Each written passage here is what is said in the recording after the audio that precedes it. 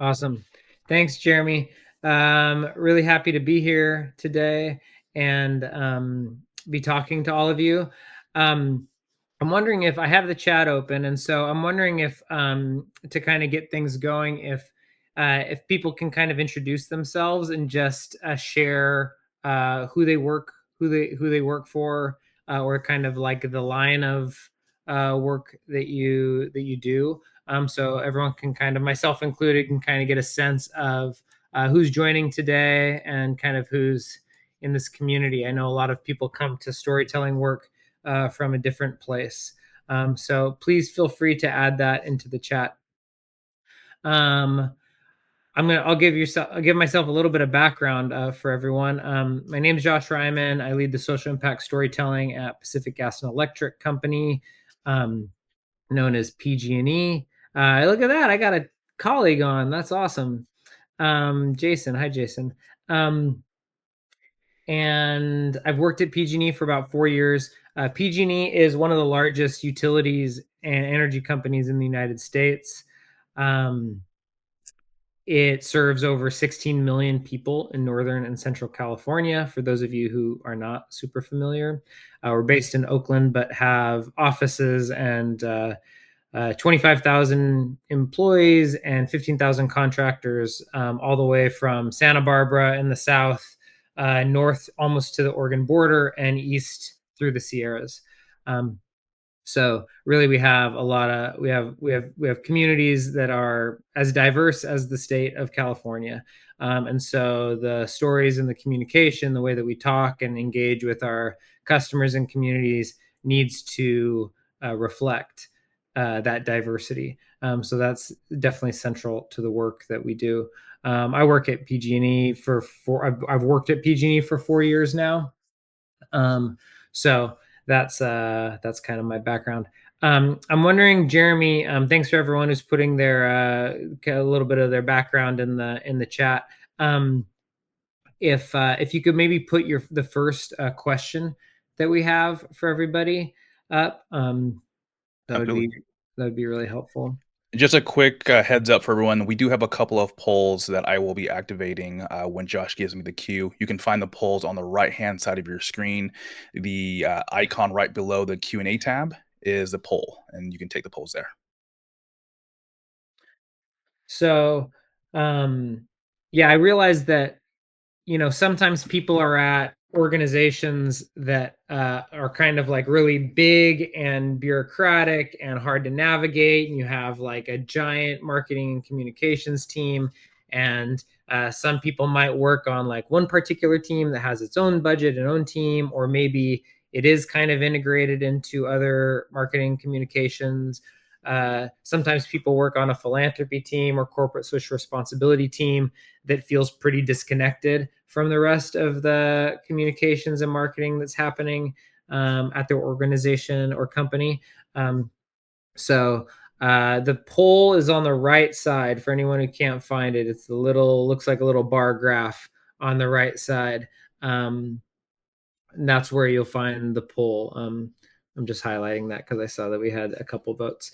Um, and and I also know that in a lot of cases, I've met a lot of people in recent years who are like, they're one or two people who are responsible for like all the social media at their company. Sometimes they work at big companies, but it doesn't. Oftentimes, it doesn't get a ton of investment even nowadays.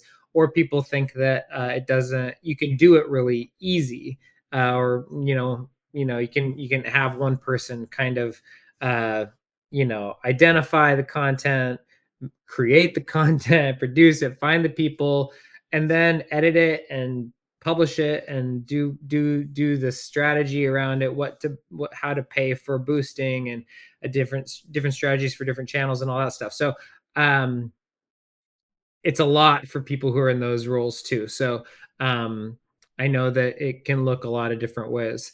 I'll kind of try to describe a little bit about what it's like at PG&E. um all right, so I'm seeing so far people who are in a position to craft a storytelling strategy or produce content. 5 out of 7 votes so far. All right, so please feel free to get to that poll. Jeremy, does the second poll, will it show up alongside the first one, or does it replace it? It'll show up alongside. Okay, great. All right. Well, I'm going to kind of start. I'm going to encourage people to ask questions as I go. You don't have to wait until I'm done talking. Feel free to put them in the chat, um, or the Q&A function on the right, and I'm happy to kind of get to those as we go. We'll also have kind of a proper Q&A the last third of this time together. So if you don't want to ask it during the middle of this talk and conversation, then I'm happy to get to it later too. All right. So Jeremy, if you can cue the slides, that would be great. Great. So when I was 10 years old, my dad was diagnosed with Lou Gehrig's disease, which is also known as ALS. And so a number of years later, he was approached. He was a music teacher, and he was approached kind of through this kind of wild string of events. This is back in the mid 90s, in the early internet. Kind of got connected to some people that suggested that he could be a part of a national ALS awareness campaign. And so in 1998, he participated in the season-long national awareness campaign for ALS. He could still sing pretty well at that time. You can see him here standing, so he wasn't in a wheelchair yet. And he sang the national anthem at all of the Major League Baseball stadiums in one season, which at that point had never been done before. So it was actually a Guinness Book of World Record record, and we actually got a plaque from the organization and everything. So it was official, kind of a funny one, but we got to travel with him during that season, and he was a big baseball guy. I played a lot of baseball at that time in my life, and so this is an incredible experience for us as a family. But it also kind of introduced me to brand storytelling in a way that I didn't fully appreciate. This campaign was paid for by this French pharmaceutical company that at the time had created the only FDA approved drug for ALS, to treat ALS. And so everywhere he went, he wore a shirt like this button up that had that French pharmaceutical company's name on it. There was a video that played on the Jumbotron about him and our family that included a kind of a logo at the end of that video for that company. And he was on Good Morning America and things like this. And so it ended up being this whole kind of campaign that was run for 6 months by this company. And so that was kind of a really interesting thing that I kind of saw how these like kind of worlds can kind of come together. At the same time, it really introduced me to like the way that that we can have an impact in each other's lives. My dad ended up meeting ALS support groups and ALS patients across the country in every city he went to. So 30 cities around the country in 6 months. He met ALS patients and families and stuff like that everywhere. And we saw how meaningful it was to them to see someone with ALS singing the national anthem in front of thousands of people. And so that really was a very formative experience for me in kind of figuring out how I wanted to apply myself in the world going forward. So going forward, you can, I can do this. Let's see. There we go. So I started at PG&E 4 years ago, and what I recommend, first off, the first thing that I'll say is like, this is all, my personal perspective on this kind of work. There's not a right or a wrong way to do it. I don't necessarily have any more, expertise, I suppose, or some place of authority in saying these things other than this is what my experience has been. And this is what I've seen works and kind of believes works in this space. So um, when I started at PG&E 4 years ago, I was hired to kind of do the communication and content for our philanthropy and volunteerism and employee engagement work. And at the time, there was kind of a very low bar for that. Like there wasn't even like an expectation of what that might look like. PG&E just knew like we're donating upwards of $20 million a year to nonprofits across California, and essentially at that time, PG&E was putting out maybe 2 or 3 press releases a year about some of those bigger philanthropic initiatives. And there'd be occasional photo like the one that you see here, of a lot of people. You can't see them very well. Kind of. There's also check presentations. The big check at a food bank and stuff like that.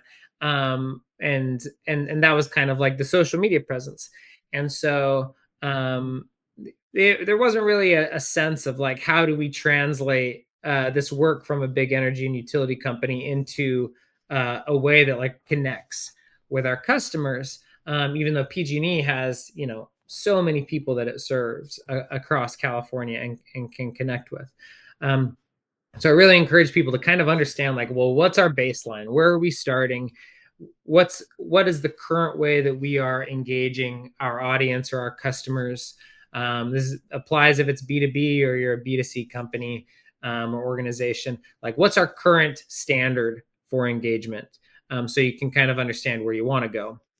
I kind of realized right away, as both former nonprofit person, as well as and someone who engages with nonprofits and a customer of a utility for all my adult life. It wasn't very interesting, the stuff that we were putting out. It wasn't anybody's fault. There was no one really to do this kind of work at PG&E, but it also wasn't that engaging or really interesting for our customers. It didn't help people understand what we cared about, who we are as a company, what our coworkers are like. So we knew that was the place that we needed to move from. As I learned more, I came to understand that PG&E is like one of the most diverse companies out there. I mean, PG&E really does look like the communities that it serves. People work with this incredibly high level of integrity. They care so much about their communities. I mean, most PG&E coworkers, in my experience, see this work as a type of public service or like a civil servant. Um, and so they really, really care. They show up every day. They're welcoming. They're open-minded. I kind of expected a company that was like a dinosaur, because that's how I'd always thought of utilities, is like a faceless corporation, slow to change, slow to try new things. I found the opposite. PG&E people and the company culture, which has really been transitioning since 2021, when there was a new CEO and a whole new group of leaders that came on. I was hired like 5 months after the CEO was hired.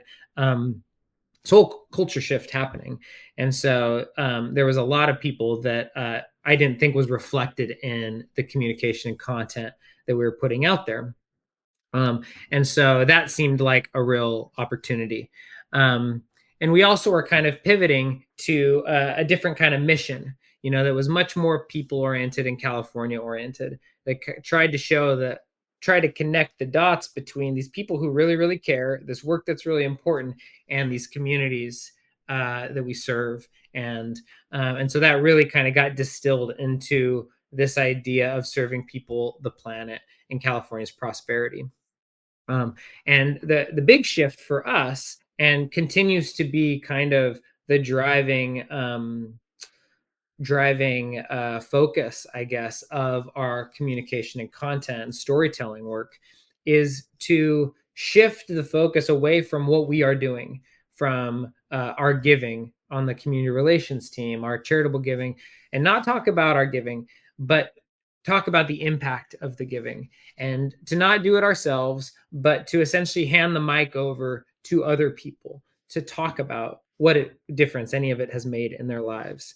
And not to talk about our coworkers and how much they care, and how they're showing up for communities, but let them say it in their own words.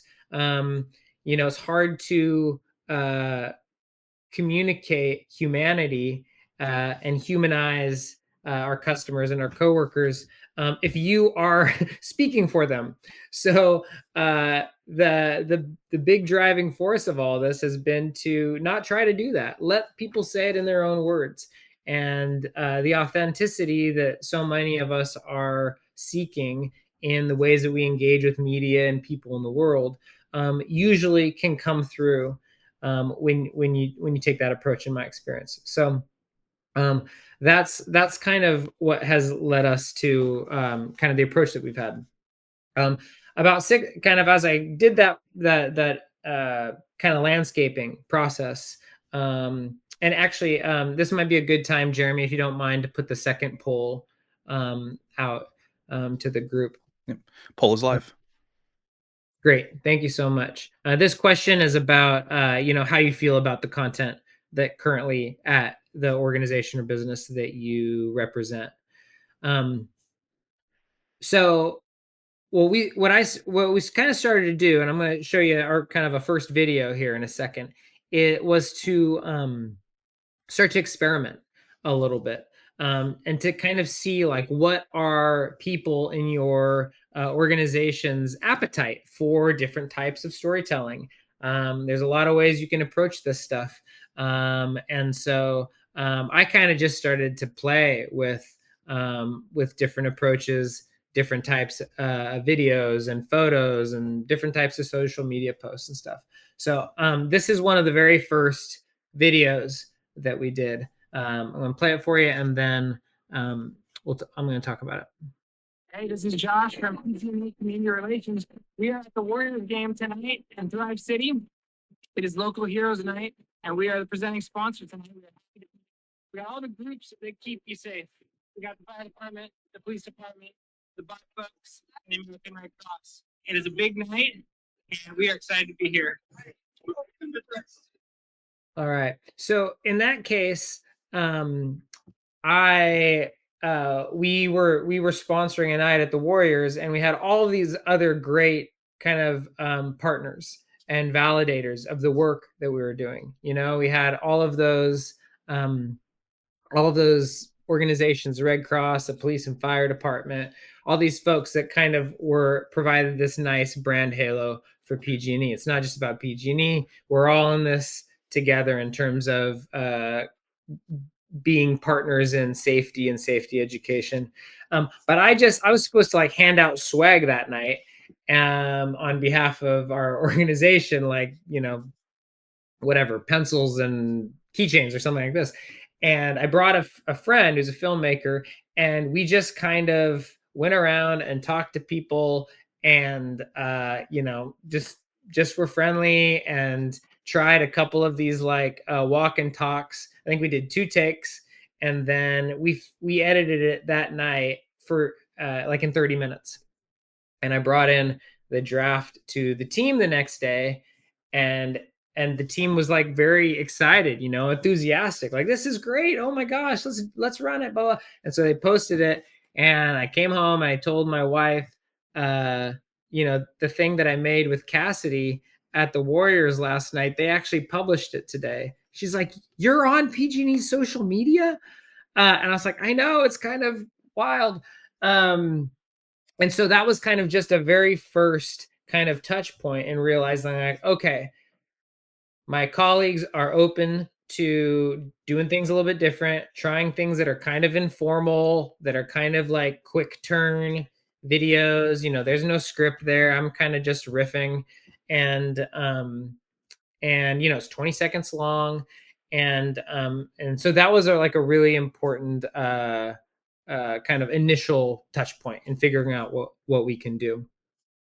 So that's kind of where we started. That was that all of those, everything that you kind of start to create in those early days, if you will, is information for you to figure out what resonates within my company, what kind of voice do we want to have, because you need buy-in to do this work internally. Like I find sometimes that one of the things that people get caught up in is really believing in their creative idea or their creative vision, whether it's for a larger communication strategy or one particular project.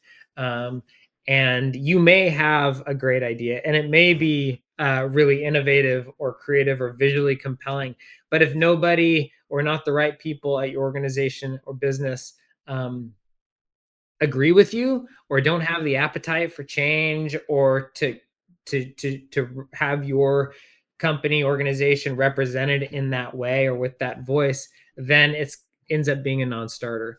And so when you're doing this work internally, building buy-in and kind of synthesizing that information from your colleagues and what excites you as a creative person is really, really important. You need to be able to be flexible and adapt and shift in new directions and not get too disappointed when you kind of need to take things in a new direction.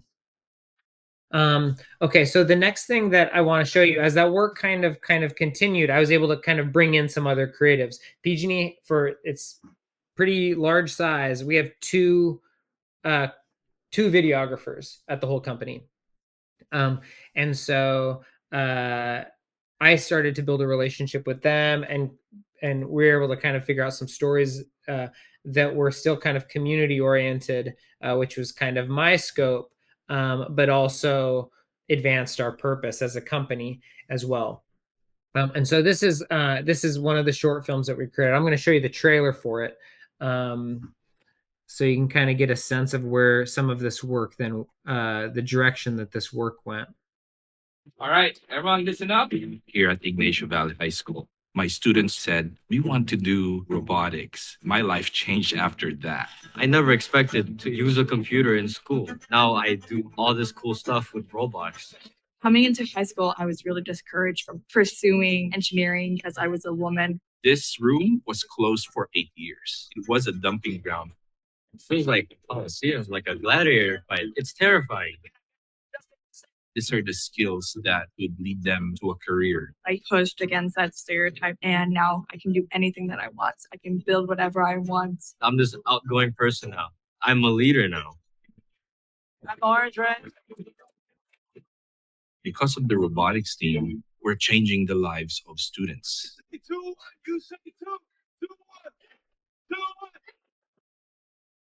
Great. So that was a really fun project to work on. And that was able to, so I'm going to kind of talk through a little bit of some of the things that we did, the way that we used something like that. So we ended up, that film came out about 15 months ago, maybe actually 18 months ago. So we've had a while to leverage it. And what's nice about content like that is you can use it for a long time. You can use it in a lot of different places. And so we've used it. Well, I'll get into distribution in a second. The film focuses around a FIRST Robotics team, which is a global nonprofit and is connected to PG&E's people purpose. We have a lot of workforce development programs and mentorship programs that we support. So that's like ties right in. PG&E is very interested in supporting our next generation of engineers and technologists. We really believe in the diversification of the tech industry, and so there's a lot of alignment with what PG&E was trying to do as a company with the story of this team. And this kind of is a good reminder too, that like, if you want to talk about a big issue, people connect with that issue almost always more easily through other humans' experience of that issue. So whatever and I think technology and energy companies miss this all the time. We're still very much working on it as a company at PG&E. It's not really that interesting for people to learn about energy and power. Like, there's this very small slice of people that want to know the nuts and bolts of how energy works. But if you can talk about how it affects one person and talk about their life experience. That's what people connect with. That's how we connect with people in our community, in our lives, at work.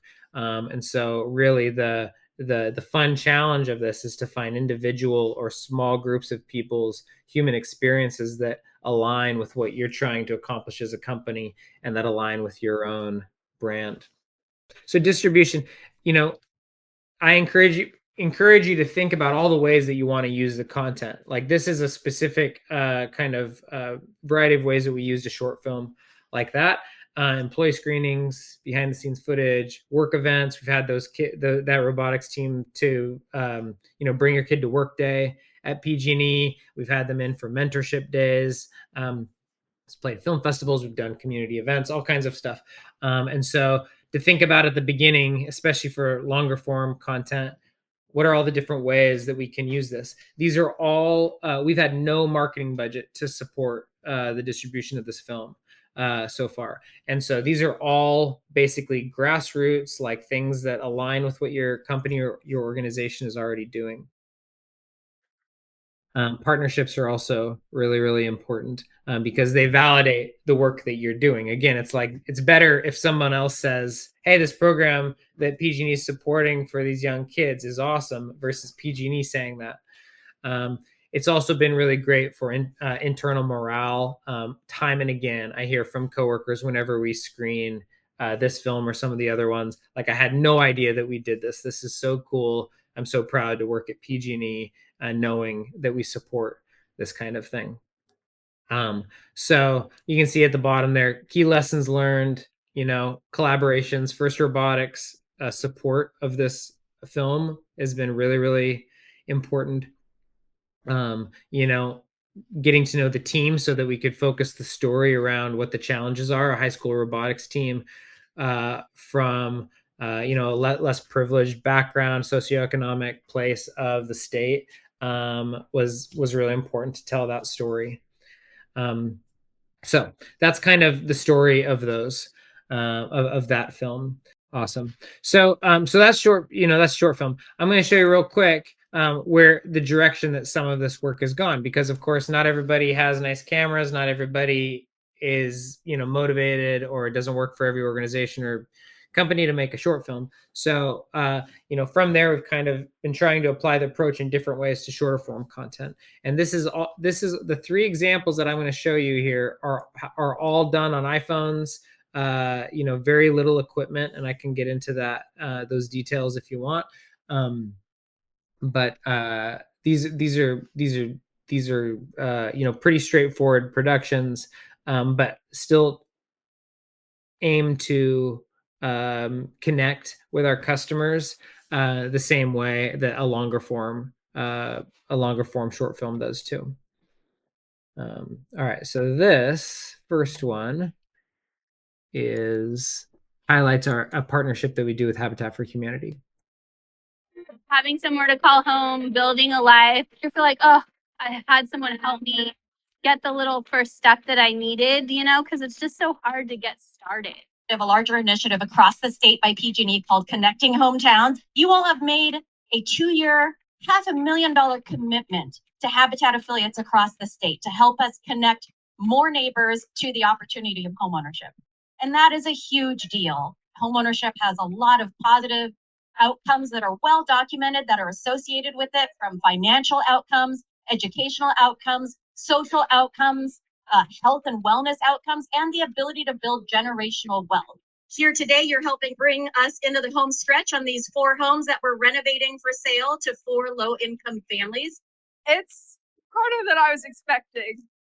I am sweating quite a lot. We took a tour and walked through the 4 units in this building, and they look amazing.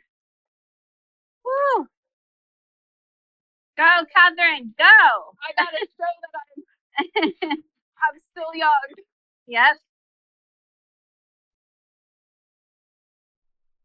All right, so I've found with those, in terms of process, if you're out with your coworkers or community members or something like that, one of the things that I've found really works is to just put mics on people who you think are kind of have a friendly or kind of outgoing personality, and ask them a question now and then, but don't like make it an interview. Like have them keep doing doing whatever they're doing, and the kind of natural audio that you get from people just kind of being themselves and doing the work. You're at the end of the day, you're only going to be using a few sound bites in a short form video like that. And so it really works to kind of like let it be fairly free flowing. I'm going to show one more video, and then I think we can go to go to the Q&A. This the other one that I was going to show you, at least formally here, what we started to do also is more kind of behind the scenes videos. So we have like a video that's going to take a little bit more time to work on, but then also kind of like they're almost like explainer videos, kind of. So you end up getting two hits, if you will, for one story.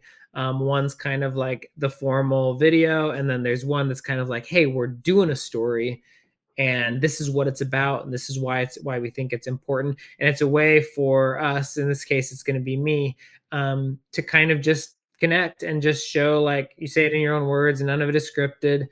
Do a couple takes and then use it that way. We are out here today in Muir Woods, in the beautiful, iconic Muir Woods just north of San Francisco. And PG&E volunteers are out here as a part of the San Francisco 49ers Faithful to the Planet initiative. And we have a lot of people out here who are supporting all the work on the trails out here. They're weeding, they're sweeping. Muir Woods has done this incredible job that makes this forest just really accessible, and filming a story to show kind of what this initiative is all about. This is a great partnership for PG&E and the San Francisco 49ers. Our support goes to help Save the Redwoods League, which protects and restores redwood and sequoia forests throughout California. So that's something I think we can all agree is really important. We see the impacts of climate change on our environment all around us. And so it takes all of us to step up and do what we can to support our natural world. And that's a big part of what PG&E stands for. We work in service of the planet. And that means that we have PG&E volunteers out for events like this to make sure that we have public spaces that are beautiful, are accessible, are inclusive for people in all of our communities. So stay tuned for the story. All right. So Jeremy, if I remember correctly, the questions, the main way people can ask questions is through the chat, or is there any other way for them to do that? The ideal way is to add questions to the Q&A tab, which is right below the chat icon on the right-hand side of the screen. Great. So encourage people to add your questions there, and I'm happy to answer any questions that you want. I will kind of try to provide a little bit more background in case kind of maybe as we kind of wait for questions to come in. But I have found that, like, in terms of what you need to do this stuff, like I mentioned, like those last two vertical videos, those are all filmed on an iPhone. The having a couple of mics, lav mics, wireless mics are really helpful. A tripod and a gimbal, which is just like a selfie stick essentially, that you can like kind of keeps the phone steady while you move it for B-roll, especially, is really helpful. And that's honestly a lot what you need. You don't need boom mics. You don't need light to do the lighting and stuff. All right, I see a comment from DC Girl. How do you continue to make the case internally for the resources needed to do this work? It's a great question. And it's continuous. What I have found, though, is some kinds of content or stories require more buy-in or advocacy internally than others. So if I'm using, my colleagues who I've worked on the short films with, that requires me kind of making a case why a particular story is worth their time. Or if we're going to hire a contractor to do, which we don't almost never do, but if we hire a contractor for a day or something to work on a project, that's there's budget implications, and I need to make a case for that story. But otherwise, if all of these ones, like all the vertical videos, don't require anything, and anytime you don't need budget, that's another kind of way to make the case. So the more that you have like ways to leverage the content for distribution that don't require money, and the fewest the smallest amount of time that you need to engage your proper videographers, that's really important. I've worked on a bunch of stuff with just one of our videographers for like 1 or 2 days, and you can, if you know where you're going to film and what the footage is you want to get, like you can cover so much in one day, if not 2 days. So it can be done in a pretty tight way if you need to. Hey, Josh, I have a quick question. Yeah. So one thing that I really, really appreciate about your work and the films that you've produced is the lack of talking about PG&E. Mhm. And I find that in a lot of cases, companies want to talk about themselves in the videos that they produce. Can you talk a little bit about how much of your brand should be showcased in, let's say, short form video as well as long form video? Yeah. So it totally depends on who you're representing. There Every organization and company is different. Their appetite for including your brand is, it really, really, really depends. My preference, my perspective on this is oftentimes the more the brand is in play, the more disengaged the viewers become, because it feels more advertorial. There's a lot of short films, a lot of branded content out there where you can show a really great story. There's a great one that Corona did a couple years ago about the female surfing community in Cuba. And for a long time it was kind of a very kind of patriarchal culture, like in the surfing world in Cuba. And so it was like this incredible community of women that were surfing and finding friendship and community together and doing it together. And it's a really cool story. And then at the very end, they're all around the barbecue and everybody toasted their Coronas, and the labels were all kind of perfectly turned to the camera. And it just felt so set up. It kind of like ruined it for people like me. And so how you incorporate the brand, how you incorporate your company into the story, is some of the art of doing this. Certainly some CMOs and marketing people feel like the brand needs to be there, but I think that a lot of the times with an approach like this, if you're making these stories to communicate your purpose to whoever your audience is, they don't need it, kind of, shoved down their throats, if you will, like knowing that PG&E made it and what PG&E's connection is to the story, I think is usually enough. And we want people to know that PG&E cares about this issue or this topic or these people, simply by telling their story. And so if we had a piece of content, a piece of some story or something that people had no idea that PG&E was involved at all, I think that would be really tricky, especially at kind of the stage that we're at with our storytelling work right now. There needs to be some link. We feel like people need to know why PG&E is telling a particular story, but we never want PG&E to be the hero of the story. We want PG&E to be involved, but not kind of central to it. Another question from me, just Yeah. looking at the poll data. So almost 67% of the people that voted are in a position to craft a storytelling strategy.